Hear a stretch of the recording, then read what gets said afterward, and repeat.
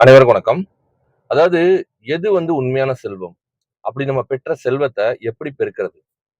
இத பத்தி பணவாசங்கிற புக்ல குரு மித்ர சிவா அவர்கள் சொல்லியிருக்காங்க.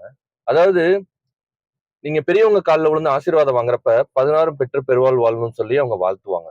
அப்போ அவங்க 16 பெற்றுன்னு சொல்றாங்கல்ல, அது 16 செல்வங்கள் காசு கிடையாது.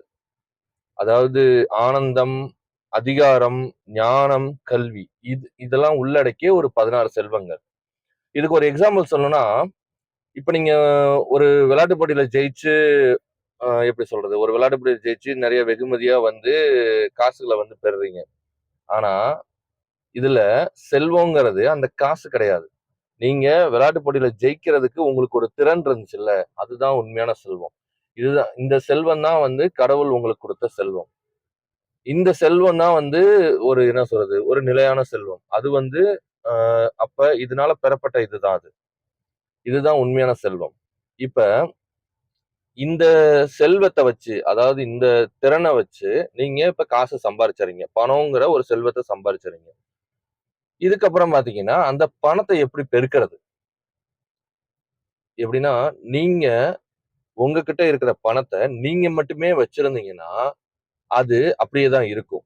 நீங்க உங்களுக்கு தேவையானத எடுத்துட்டு, மத்தவங்களோட உயர்வுக்கு அத செலவு பண்ணும்போது தான் உங்ககிட்ட அந்த பணம் பன்மடங்கா பெருகும். இந்த மாரி குரு மித்ர சிவா அவர்கள் சொல்றாங்க. இதுக்கு சில எடுத்துக்காட்டுகள் சொல்றாங்க. அது என்னன்னு கேட்டீங்கன்னா, பழனிச்சாமி அவரு அவரு நைட்டு சாப்பிடுறதுக்காக ஒரு ஹோட்டலுக்கு போயிட்டு இருக்காரு. ஒரு கம்மியான காசு. ஒரு ரூ. 10 கையில வச்சுட்டு போறாரு. ஒரு 2 தோசை சாப்பிடலாம்ன்னு சொல்லிட்டு. போற வழியில ஒரு மளிகை கடைக்கு வெளிய ஒரு பிச்சைக்காரர் நின்னுட்டு மளிகை கடைக்காரர்ட்ட பிச்சை கேட்கிறாரு. அவரு இவர தொரத்தி விடுறாரு. அத பார்த்துட்டு தான் வச்சிருந்த ரூ. 10வும் அந்த பிச்சைக்காரருக்கு குடுத்துட்டு, இவரு வெறும் தண்ணிய குடிச்சிட்டு போய் வீட்ல படுத்து தூங்கிறாரு. திடீர்னு கதவு தட்டுற சவுண்ட் கேட்குது. என்னன்னு எந்திரிச்சு பார்த்தா, அவர் ஃப்ரெண்ட் பிரியாணியோட நிக்கிறாரு. உடனே ஒரு ஃப்ரெண்ட் சொல்றாரு. "நான் அ உன்னைய நான் பார்த்தேன். நீ இருக்கிற காசையும் அவருக்கு குடுத்துட்டு வந்துட்ட. அதனால உன்னைய சர்ப்ரைஸ் பண்ணணும்னு தான் இந்த மாரி பிரியாணி வாங்கிட்டு வந்தேன்னு" சொல்றாரு. இப்ப இந்த இதோட அர்த்தம் என்னன்னு கேட்டீங்கன்னா, நீங்க இன்னொருத்தங்களுக்காக நீங்க செலவு பண்ணும்போது, உங்களுக்கு அது பன்மடங்கா திருப்பி வரும். இதுதான் யுனிவர்ஸோட விதி.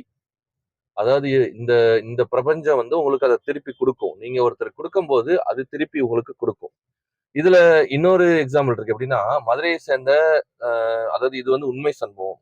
அதாவது மதுரையை சேர்ந்த சலூன் கடைக்காரரோட பொண்ணு என்ன பண்ணுச்சுன்னா, சின்ன வயசுல இருந்து நான் ஐஏஎஸ் ஆகணும்னு சொல்லி காசு சேர்த்து வச்சிருந்திருக்கு.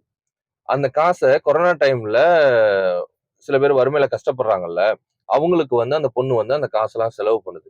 தான் ஐஏஎஸ் ஆகணுங்கிறதெல்லாம் அது நெனச்சு பார்க்கல. அப்போதைக்கு அவங்க நல்லா இருக்கணும். அது மட்டும் தான் அது நெனச்சுச்சு.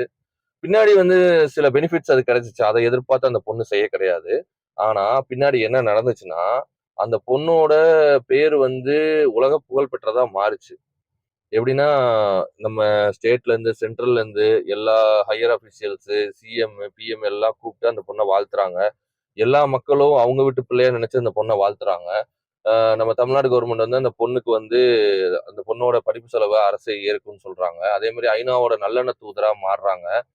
இந்த மாரி ஏகப்பட்ட இது. எப்படின்னா, அந்த பொண்ணுட்ட இருக்க பணத்த எந்த எதிர்பார்ப்பும் இல்லாம குடுத்து உதவுறாங்க. உதவுறப்ப அது பல மடங்கா இந்த பிரபஞ்சம் அந்த பொண்ணுகிட்ட திருப்பி குடுக்குது. இததான் குருமித்ர சிவா அவர்கள் சொல்றாங்க. அதாவது உண்மையான செல்வங்கிறது உங்ககிட்ட இந்த காச சம்பாரிக்கிறதுக்கு உண்டான திறன். அப்படி சம்பாரிச்ச காச பெருக்குறதுக்கு நீங்க அடுத்தவங்களுக்கு உதவி செய்யணும். இதுதான் இந்த டாபிக்ல அவர் சொல்றாரு. நன்றி.